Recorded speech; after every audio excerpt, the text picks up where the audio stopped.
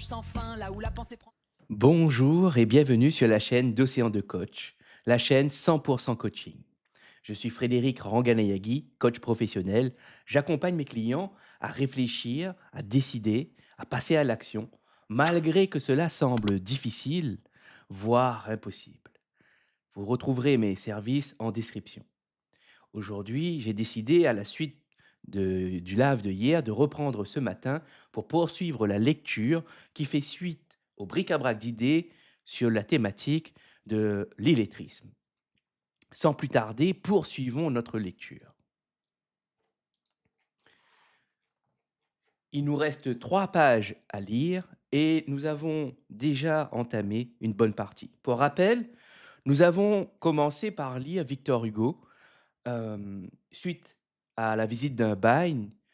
Et ensuite, nous avons passé sur un texte de Philippe Mérieux qui, par la suite, nous avons interrompu j'ai interrompu le live pour des raisons, évidentes de fatigue et de chaleur. Hem et ce matin, après une bonne enfin, peut-être pas une bonne, mais une nuit de repos, j'ai décidé, en me levant ce matin, de poursuivre cette lecture pour terminer et pour que le vendredi prochain, nous démarrions sur une nouvelle thématique et non pas à reprendre. Heu, alors sans plus tarder, passons à la lecture. D'ailleurs, pour ceux et celles qui écoutent ce texte, faites-moi part en commentaire ce que vous en pensez. Quel est votre avis? Dites-le moi. C'est parti. Les enjeux symboliques majeurs de l'accès à la langue. Dans une deuxième série de remarques, je voudrais évoquer ce qui peut faire sens dans l'accès à la langue et explorer 3 pistes qui me paraissent prometteuses. Si l'on veut réhabiliter l'écrit vis-à-vis de ceux qui sont en situation d'exclusion, il me semble que l'on doit montrer et surtout leur montrer que lire est un moyen de résister à toutes les formes d'emprise, lire est un moyen d'accéder à un certain nombre de secrets, lire est un moyen de sortir de la solitude. Ces 3 évidences ne fondent pas suffisamment, à mes yeux, les actions mises en œuvre en direction des publics ayant besoin d'apprendre à lire. Il faut d'abord rappeler que lire est un acte de résistance. On pourrait évoquer à cet égard la filiation entre la fondation de l'école républicaine et la pédagogie protestante. Ce n'est pas un hasard si les protestants ont donné à la République leurs 1600 écoles lorsque la République leur a demandé, et cela sans la moindre compensation en échange. Pendant son exil en Suisse, Ferdinand Buisson, le théoricien de Jules Ferry, avait côtoyé la pédagogie protestante et avait convaincu de son importance. Or, dans la pédagogie protestante, l'accès direct au livre, le libre examen des textes constitue des éléments essentiels. Grâce à eux, il est possible de résister au pouvoir de tous les clercs qui voudraient nous maintenir sous leur emprise. Ainsi, dans mon enfance, c'est Vénol. Il m'a été donné de visiter des maisons dans lesquelles une cachette pour la Bible était encore visible. Il fallait cacher la Bible puisque, pour les catholiques, il était interdit d'accéder directement à ce texte sacré, qui ne pouvait être utilisé que par la médiation du clerc. Ce dernier devait choisir un extrait, lire le texte et le commenter. Il avait le monopole de l'interprétation du texte. Et pour toute autre personne, l'accès direct au texte biblique était considéré comme hérétique. Les fondateurs de l'école républicaine ont donc mis en avant l'accès direct au texte comme outil de libération du peuple. Certes, les républicains alors souhaitaient contenir la libération du peuple dans les limites du patriotisme et de l'adhésion aux valeurs de la nation, mais il n'en restait pas moins vrai que la lecture était bien pour eux, avant d'être un acte utilitaire, un acte politique, à affirmer délibérément comme tel. On ne devait pas seulement être content de savoir lire parce que cela facilitait la vie, mais bien aussi en être fier, parce que cela participait à la dignité éminente de la personne. Cette explication historique est essentielle. Il n'est pas possible de comprendre les enjeux de la lecture si l'on n'entend pas celle-ci comme une démarche d'émancipation, de subversion et de résistance à l'emprise de tous ceux qui exigent d'être crus sur parole. L'accès au texte constitue une forme éminente de résistance à cette emprise. Elle a été historiquement instituée dans les écoles de la République comme un outil de résistance à l'emprise du clergé catholique. Il est vrai qu'aujourd'hui, cette dernière ne constitue plus la principale menace sur la liberté des esprits. En revanche, il est possible de se demander s'il n'existe pas d'autres formes d'emprise sur les esprits au regard desquelles la notion de laïcité, comme libre examen et recours au texte contre la parole des clercs, pourrait être réactualisée. Il y a bien en effet de nouveaux clercs qui sévissent par exemple dans les étranges lucarnes et par rapport auxquels la lecture critique est un acte nécessaire de résistance. À cet égard, comme à bien d'autres, l'acte de lire revêt, de par son histoire et son institution au cœur de l'école, une dimension subversive qu'il est important de restaurer. Je fais l'hypothèse, dans cette perspective, qu'un certain nombre de personnes que l'on dit exclues se précipitent dans ces formes négatives et destructives de transgression, mettant en péril leur intégrité physique et psychologique, parce parce qu'il ne leur est pas suffisamment offert la possibilité de transgresser toutes les formes de fatalité par l'apprentissage, par le savoir, par l'accès à l'intelligence des êtres et des choses. Il faut réhabiliter la subversion dans l'acte d'apprendre, afin que celle-ci s'exprime dans un domaine constructif, dans un univers symbolique où les formes de transgression sont sublimées, où elle s'exprime à travers l'accès, gagné contre tous les fatalismes et les obscurantismes, aux œuvres les plus élaborées de l'intelligence humaine. En bref, il me semble essentiel pour inscrire l'accès à la langue dans la lutte contre toutes les formes d'exclusion, de faire délibérément la lecture comme n'a cessé de l'expliquer le grand théoricien brésilien de l'alphabétisation, Paulo Freire, un acte de résistance par lequel l'individu échappe au pouvoir qui cherche à circonvenir sa liberté et gagne ainsi du pouvoir sur lui-même. C'est ainsi qu'à mes yeux, la lecture retrouvera toute sa saveur, un mot qui partage sa racine avec le mot savoir, sapere, pour compléter cette première piste de réflexion. Il faudrait évoquer l'aspect érotique de la lecture. Celle-ci, en effet, peut permettre d'accéder à ces secrets du monde, qui renvoient aux énigmes majeures auxquelles nous sommes confrontés. Ainsi, tout texte peut-il être lu à travers la métaphore du labyrinthe. C'est un mystère à décrypter, un monde à pénétrer, inquiétant et mystérieux, offert à notre curiosité, mais résistant aussi à notre toute-puissance. Entrer dans un texte, c'est se trouver confronté à du connu et à de l'inconnu, jongler avec l'un pour apprivoiser l'autre dans une aventure qui n'est jamais totalement jouée à l'avance.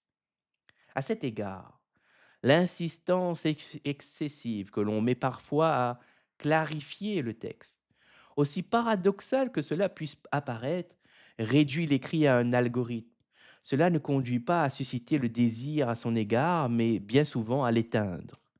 De la même manière, la présentation dans les formations offertes à l'école comme aux adultes de textes trop simples, fonctionnels et univoques détourne des vrais enjeux de la lecture quand elle croit en faciliter l'accès.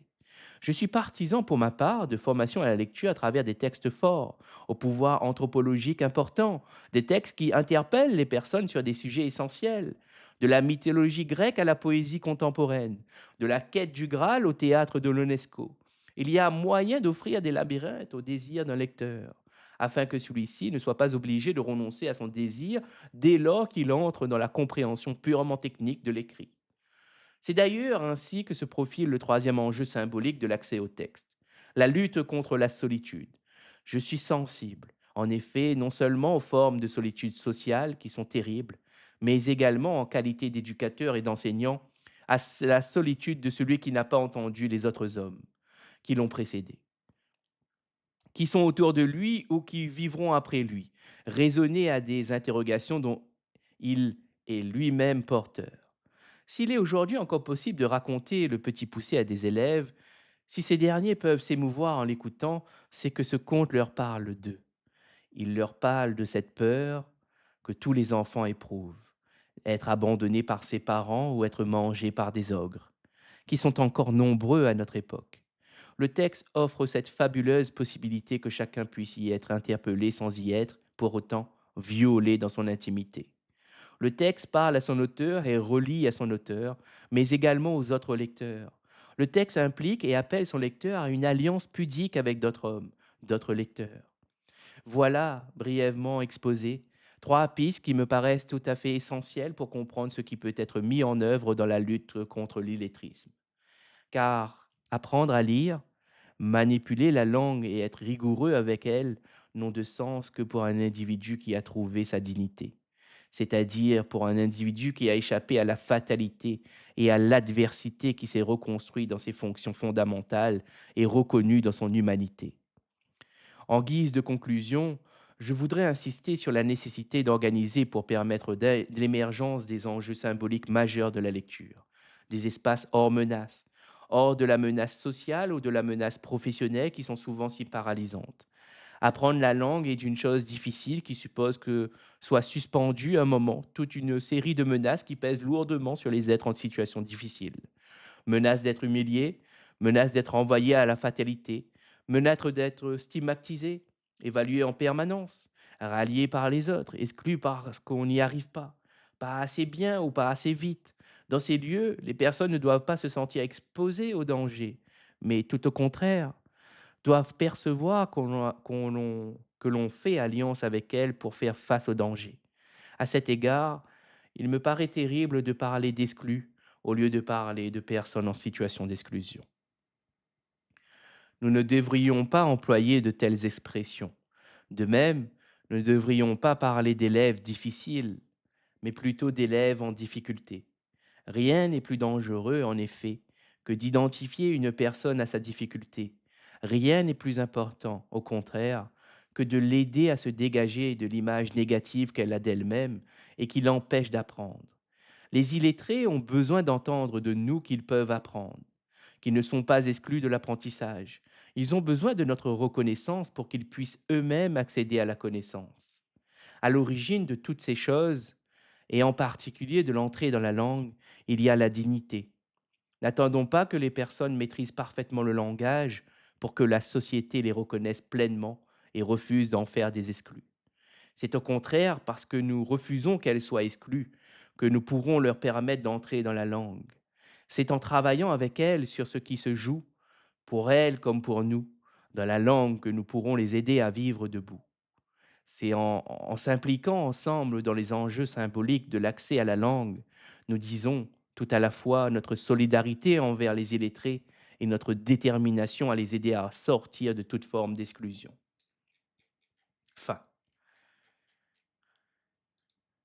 Alors, que dire après cette lecture? Je suis touché, je suis profondément touché. Peut-être vous avez déjà vu une de mes vidéos qui parle de 4 références qui m'ont provoqué un basculement intellectuel.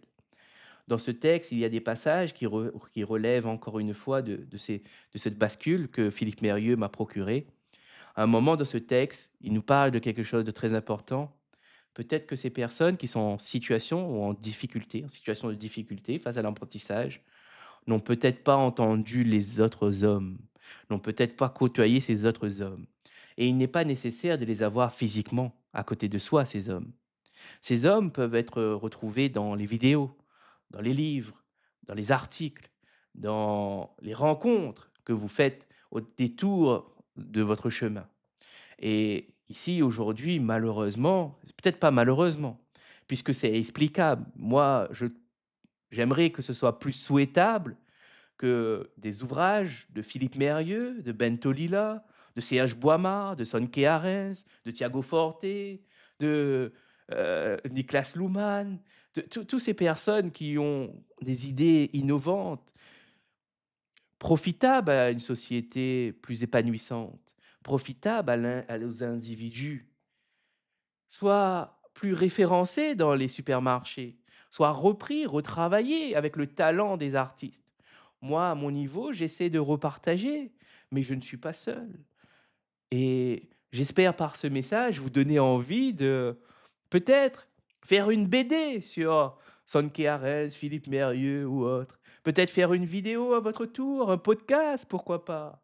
Pourquoi pas partager si et peut-être même avant de partager, essayer de comprendre l'idée de la pédagogie, l'idée de ces personnes.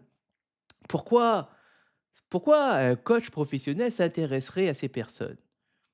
Est-ce que cela fait partie du coaching? Pourquoi il ne parle pas de coach pour comme guide, comme référence? C'est des questions que vous pouvez peut-être vous poser et que je pose sur la table justement pour amener certaines réflexions, une certaine direction dans votre réflexion. Parce que c'est important de savoir choisir ses sources. Heu, Moi, je les ai faits, mais mes sources ne sont pas universelles. Ce ne veut pas dire que parce que j'ai choisi ces sources, il n'y a que elles qui existent, il n'y a que elles qui sont valides et possibles. Non, il y en a bien d'autres. Moi, ce que je vous invite, ce que je vous pose comme question, quelles sont vos sources? Quelles sont vos méthodologies pour choisir vos sources? Comment vous vous y prenez pour valider ça? Tout cela, ça renvoie à des questions épistémologiques. Comment vous produisez votre savoir? Comment vous validez votre savoir? Comment vous savez, à quoi et en quoi croire et pourquoi vous le croyez? Comment cette construction s'est-elle faite dans votre esprit? Et ici, il y a un passage en particulier, que j'aimerais relever, heu et qui me paraît vraiment important. C'est quand on nous parle, il ne faut pas attendre que les personnes savent lire quelque part, je vais extrapoler, c'est une interprétation de ma part. Prenez-la comme telle, comme tout ce que je dis, à part la lecture, tout le reste n'est que mon interprétation. Je le précise, cela n'engage que moi et ma vision personnelle. Alors, ici, quand Mérieux nous dit qu'il ne faut pas attendre que la personne arrive à lire pour la considérer, pour reconnaître son humanité, pour l'inclure avec soi, avec les autres dans ce monde. Eh bien, c'est une vraie remarque qui est faite là, un vrai constat et on peut se poser la question, est-ce qu'on attend que la personne soit riche? Est-ce qu'on attend que la personne soit parfaite, corresponde à notre liste à cocher, corresponde à notre désir pour la considérer comme des nôtres, pour la considérer comme humain?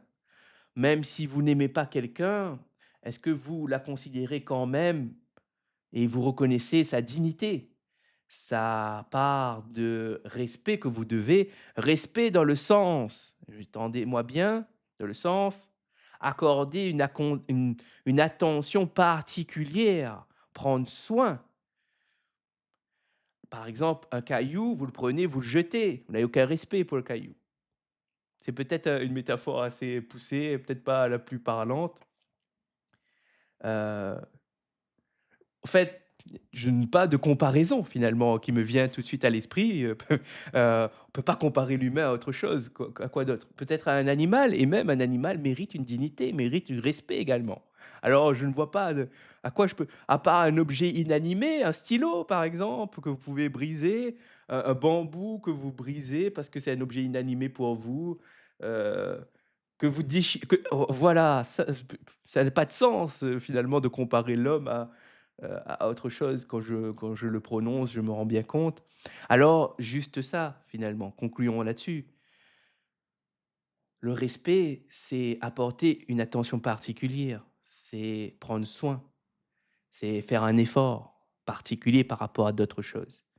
Et est-ce que malgré que nous parlons de personnes qui ont commis des actes répréhensibles, heu, malgré tout cela, il y a la loi pour faire justice. Mais il y a aussi, quand même, le rappeler, une part de dignité à avoir, un minimum du moins, malgré que nous n'aimons pas les personnes. Moi, par exemple, il y a énormément de personnes aujourd'hui que je réprouve, notamment, mes formateurs, coachs, l'école de coaching que j'ai fait. C'est vrai que je les déteste, c'est vrai que je les aime pas et que en parle assez souvent pour apporter une critique. Mais avec le temps, je m'aperçois que finalement, ils font partie de ces personnes illettrées dont on parle, dont on évoque, de ces personnes exclues, qui n'ont pas eu la chance d'écouter d'autres hommes, qui n'ont pas eu la chance de côtoyer d'autres idées et qui se sont fait manipuler, enrôler. La responsabilité n'est pas uniquement de l'environnement. En fait, la vérité, c'est chacun à son niveau a une petite part de responsabilité, que ce soit à petite échelle ou à grande échelle. Chacun a une responsabilité et il y a clairement non pas une seule personne à attaquer ici. C'est une responsabilité qui renvoie à la société carrément. Quelles ont été les choses qui ont été mises en place juste avant que ces personnes prennent des chemins comme celui-ci, qui sont non souhaitables pour ma part, parce qu'elles entraînent de la souffrance, à la fois pour elles et à la fois pour les autres. Voilà, ça c'est pour le cas de ces formateurs et de ces personnes que j'ai rencontrées dans mon cas à moi. Bien entendu, ici je parle d'expérience personnelle, heu, pas tout le monde on ne doit pas mettre tout le monde dans le même sac. Je parle dans mon cadre bien précis. Je le précise parce que petit à petit, à force de parler, je m'aperçois de ce que Mérieux dit finalement quand il m'a parlé, qu'il m'a dit qu'il a un rapport laborieux, besogneux avec l'écrit et je commence à m'imprégner de cette idée-là et quand je le lis, d'ailleurs, vous aussi regardez cet écrit qu'il a fourni, qui est construit d'une telle façon qu'il n'y a pas la place pour des mots superflus.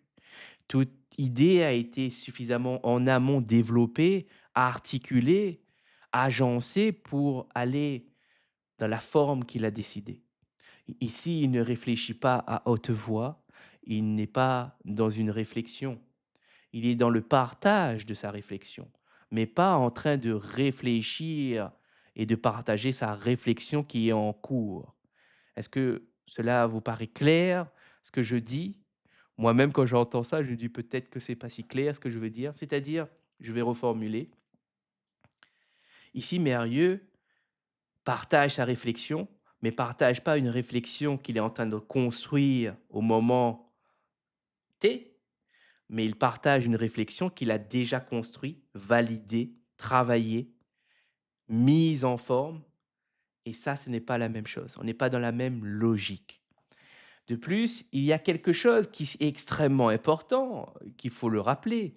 À un moment, il donne 3 raisons pour lesquelles l'écriture et enfin, quand je dis écriture, c'est obligatoire d'associer à la lecture. On ne peut pas faire l'un et l'autre. C'est impossible. Ils sont associés, ils sont collés, ils partagent le même ADN, c'est on écrit pour être lu, on lit pour être et on écrit pour être lu et on lit pour découvrir les écrits des autres, pour se connecter aux autres. Alors ces 3 raisons qu'il montre, c'est lire est un moyen de résister à toutes les formes d'emprise. Lire est un moyen d'accéder à un certain nombre de secrets. Lire est un moyen de sortir de la solitude. Quand je lis ces 3 phrases, elles prend sens pour moi parce que c'est ce que je suis en train de vivre actuellement. Vous l'aurez peut-être remarqué, dans mes vidéos précédentes, je me suis annoncé, je me suis présenté parfois, peut-être pas tout le temps, je mets pas ça, c'est pas une étiquette qui me représente, uniquement, c'est une partie de moi qui tend à s'effacer aujourd'hui et d'ailleurs, vous l'aurez peut-être remarqué, ici je vais passer à la partie expérience personnelle que je vais partager. Heu, alors attendez, je vérifie quelque chose. Voilà, super. Alors ici, ce que je voulais vous dire, c'est que moi, en tant que personne qui avait des difficultés, qui était en difficulté face aux apprentissages de la lecture et de l'écriture. Énormément de problématiques, malgré des hautes études, malgré de savoir rédiger des rapports, rédiger des choses, c'est-à-dire plutôt académiques, plutôt, c'était assez déroutant d'ailleurs. Savoir écrire des mails, négocier des contrats, vendre des prestations, gérer des équipes, c'est des missions dans lesquelles j'ai été j'ai eu des responsabilités à ce niveau-là. échanger avec le client par email, écrire, convaincre, communiquer. Ce sont des choses que j'arrivais à faire, mais ça ne voulait pas dire que je n'étais pas illettré. Parce que ici, une définition que j'ai déjà donnée auparavant plutôt, c'est l'illettré. L'illettrisme, c'est bien entendu, je reconnais la définition de la GLPI, mais je rajouterai quelque chose à cela. C'est en plus d'avoir suivi un cursus académique ou scolaire français, c'est ne pas pouvoir utiliser la lecture, l'écriture, le calcul pour avoir une vie épanouissante dans cette société, pour avoir une vie épanouissante. C'est le mot que moi je rajouterais qui me vient de Alain Bentolila et de la Fédération contre l'illettrisme. Je vais vous le dire, je vais citer. Ils font un travail merveilleux d'ailleurs, parce que illettrisme, il est... Tac. Alors, où est-ce que c'est?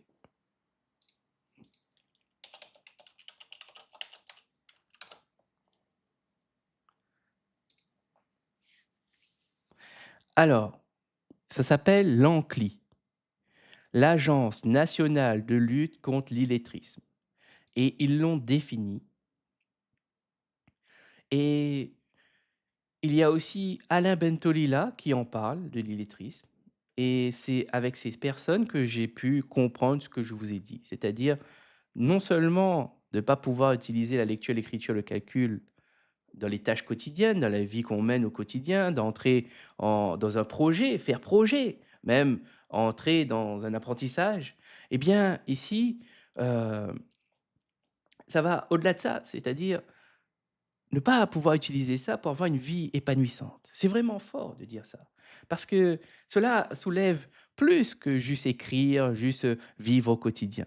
Cela a une dimension qui reflète le bonheur, qui reflète au bien-être, à la santé psychique, physique, corporelle, à votre épanouissement. Et ça, c'est vraiment important. Pourquoi j'en parle? Pourquoi j'en parle? Je suis coach professionnel, pourquoi j'en parle de ça? Parce que c'est à la racine de bien des maux. C'est à la racine de bien des avortements de projets, des projets avortés, tués dans l'œuf, parce que les personnes n'arrivent pas à entrer dans la première étape. L'entrée dans la mise en projet est déjà chahutée, compromis par ces pensées dévalorisantes, par cette image négative de soi, par cette imagination débordante qui survalorise l'écrit et la lecture. Et oui, c'est un message d'espoir qui ne dit pas, ce texte est plus qu'un message d'espoir, c'est une porte de sortie et à la fois une porte d'entrée vers un nouveau univers, un nouvel monde, un nouveau futur possible. Il nous invite à reconsidérer nos propositions que nous avons, à revoir et remettre en question qui nous croyons être, qui nous croyons pouvoir devenir. Ce texte est clairement en train de questionner celle-là. C'est notre rapport à notre identité actuelle, passée et future. C'est ce que j'extrapole, c'est ce que j'interprète, c'est ce que je remarque et c'est ce que je vous dis. C'est pour cette raison que je lis ces textes, parce qu'en tant que professionnel, il me paraît important, de l'accompagnement surtout, pour moi, ces sujets de lecture-écriture sont au cœur et au-delà de lecture-écriture, je parle bien sûr de l'apprentissage. L'apprentissage est au cœur de l'accompagnement, selon ma vision de professionnel de l'accompagnement. C'est au cœur, c'est la question principale. C'est celui qui va permettre de comprendre les situations, d'analyser les cas, que ce soit en psychologie, que ce soit en coaching, que ce soit dans les autres domaines de l'accompagnement. La question centrale est le rapport à l'apprentissage de l'individu. C'est ma conclusion de tous mes travaux pour le moment.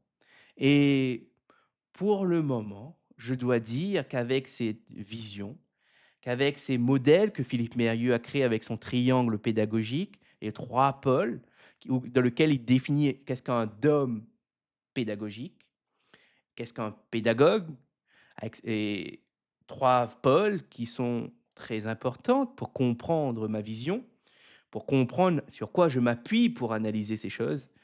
Et c'est là où on se rend compte que, heureusement que je suis tombé sur ces sur cette connaissance, sur ce savoir, puisque j'aurais pu errer longtemps. J'aurais pu entendre plusieurs discours longtemps sur les réseaux, que ce soit LinkedIn ou autre, parce que je suis en lien avec d'autres professionnels de l'accompagnement qui ont chacun leur vision, qui ont chacun leur façon de faire, procéder, qui ont choisi leur façon de faire. Et moi, malheureusement, je n'avais pas trouvé de méthode, de vision qui correspondait à ce que je voulais faire. Et c'est par hasard, quelque part, un hasard qui comprend une part de chance, qui comprend des actions de ma part. Et cela révèle quelque chose d'intéressant, c'est que la chance, ça peut se provoquer, ça peut arriver, il y a plusieurs types de chance, on pourrait le dire, mais quand même, c'est une chance que l'algorithme de mes réseaux ont propulsé CH Boimard dans mon actualité, dans ce que je recherchais parce que finalement, malgré que j'ai ajouté énormément de pédagogues, de psychologues, de psychiatres, de professeurs, heu, j'entends très peu parler de ces personnes. Je vois très peu de posts qui en parlent et c'est pour cette raison c'est normal, on ne peut pas parler de tout et moi, je prends ma voix pour véhiculer ces noms parce qu'il faut bien que chacun prend sa responsabilité à un moment quand il a choisi, quand il a trouvé quelque chose, il faut le promouvoir, il faut le partager, surtout si on trouve cela souhaitable en tant que citoyen. Et c'est ma façon de participer à la société, de participer à l'émancipation des êtres, l'émancipation des personnes, en les donnant des outils, des options supplémentaires à essayer pour pouvoir s'affranchir de l'autre, s'affranchir de soi, de reprendre du pouvoir à la fois sur soi, mais aussi sur le monde qui nous entoure et pouvoir délimiter sur quoi nous pouvons agir et sur quoi nous ne pouvons pas agir. Voilà un peu ce que j'allais dire personnellement. Je rajoute, comme nous sommes dans le cadre d'une expérience personnelle, la lecture et l'écriture ont été longtemps un fardeau pour moi, ont été longtemps une épreuve à vivre au quotidien extrêmement douloureuse d'ailleurs, qui a été résolue grâce à plusieurs personnes dans mon entourage. Heu, il y a aussi des manifestations de institutions, quand je parle de manifestations, je parle des institutions, je parle par exemple des ateliers à la bibliothèque, je parle, de mes proches comme Mélanie, je parle de mes formateurs, formatrices, comme mes anciens, tuteurs, comme mes anciens professeurs de maths en particulier au lycée, auxquels j'ai beaucoup de reconnaissance, professeurs d'histoire, professeurs de français au collège qui faisait les ateliers actes avec nous et que fran finalement aujourd'hui, quand on est enfant, on n'a pas conscience et c'est bien dommage d'ailleurs qu'on ne donne pas le sens, qu'on ne nous explique pas, comme le disait Mérieux, qu'on nous présente pas cet éventail large.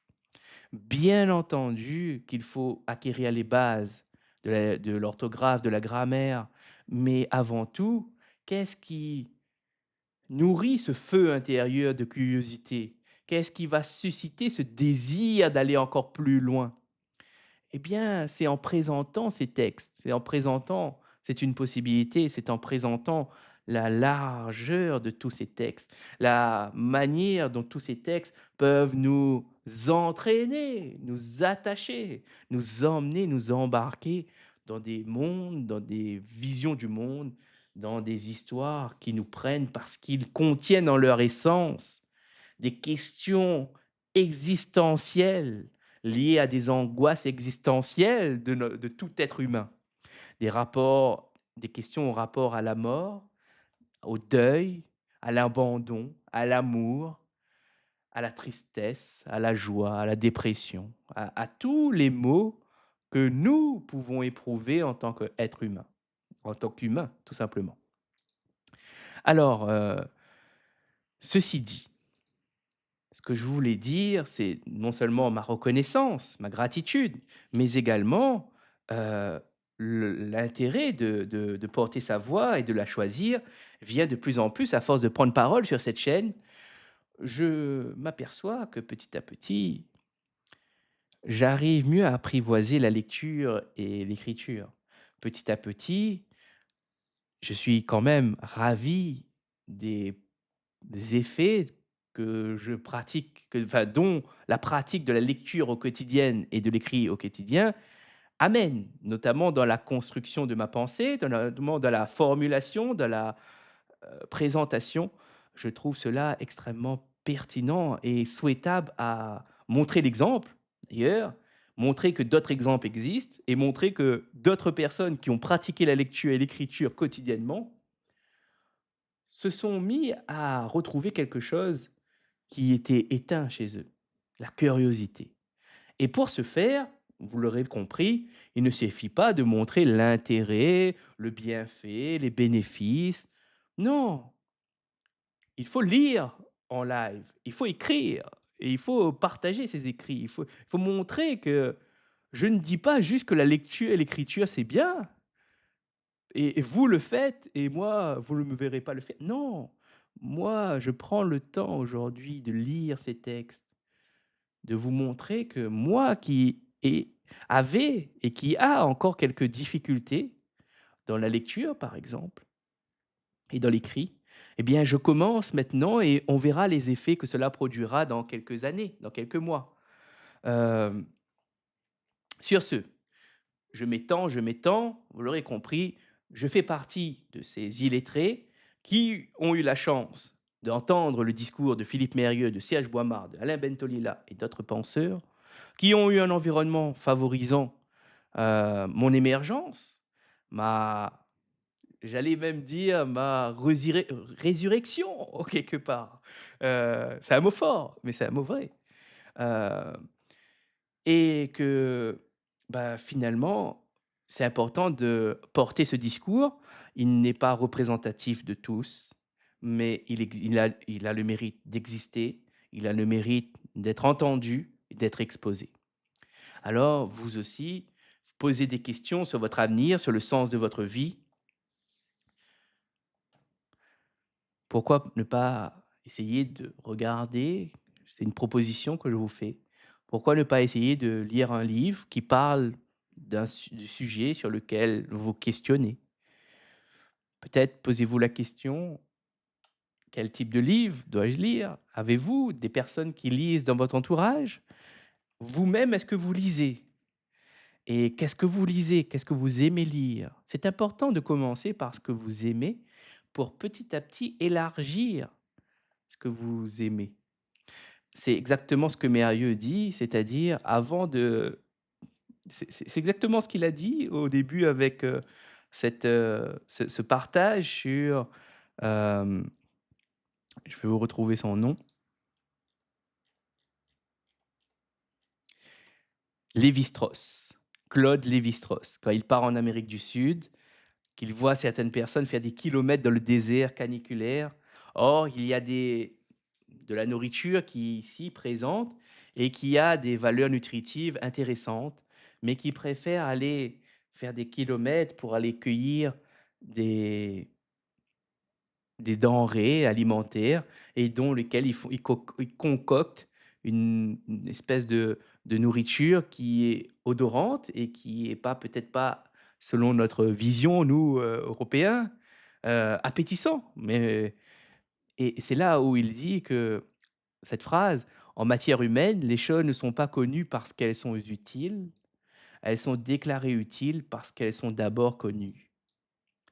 Cette phrase est vraiment profonde et mérite une réflexion, mérite à peser le pour. En quoi c'est vrai? En quoi il y a des limites? Dans quel cas? En fait, vous allez voir que finalement, chaque affirmation, souvent, On peut faire le PMI positif moins intéressant de l'outil que, Édouard de Bono a conçu et qui est vraiment très intéressant pour déjà prendre conscience et d'élargir notre perception en quelques secondes. En moins d'une minute, vous ne tombez pas dans une façon seule de penser, vous élargissez tout de suite votre perception qui vous permet de ne pas vous enfermer dans une seule trajectoire. D'ailleurs, je vous renvoie à une vidéo «De quoi avons-nous besoin?» qui est exactement le genre de situation dans lequel on vous enferme, dans lequel on vous réduit à et on vous impose une façon de faire, une façon de penser et on vous réduit, on vous enferme. C'est vraiment, intéressant. Heu, eh bien, je crois avoir fait le tour, je crois avoir, pu partager ces textes, avoir pu les faire connaître au grand jour et peut-être même les remettre au goût du jour, ou peut-être au même là en reparler. Ce n'est pas la seule vidéo que je ferai. Je suis en train d'écrire, en ce moment, sur, sur d'autres textes. Ben, je j'en dis pas plus parce que quand on le dit, il faut le faire après. Alors, pour le moment, je ne sais pas combien de temps cela va me prendre, mais en tout cas, oui, je me mets à écrire tous les jours. Je me mets à lire tous les jours et j'espère bien dans quelques semaines, dans quelques mois, à la rentrée, je suis en train de me préparer pour qu'à la rentrée de septembre, ça je peux vous dire, je sais que je vais le faire, pour qu'à la rentrée de septembre, je puisse sortir une vidéo chaque semaine avec des idées qui ont été d'actualité, qui m'ont été fournies dans mon esprit, que j'ai assemblées et que je partagerai. Alors, pour ceux qui voudraient prendre part, qui voudraient entendre ces idées, pensez à vous abonner et à commenter et partager autour de vous pour faire connaître au plus grand nombre ces idées que je partage, si bien entendu vous trouvez ce que je dis est souhaitable et intéressant. Merci pour votre écoute. Merci d'avoir été là. Je vous dis à très bientôt pour, un nouveau live et dans quelques heures, vous serez en compagnie de Mélanie pour un nouveau live, bric-à-brac d'idées et je vais vous dire la thématique, qu'elle a choisie pour ce samedi qui est alors,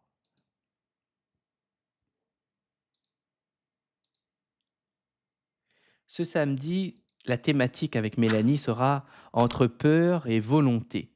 Alors cela annonce énormément de bonnes choses.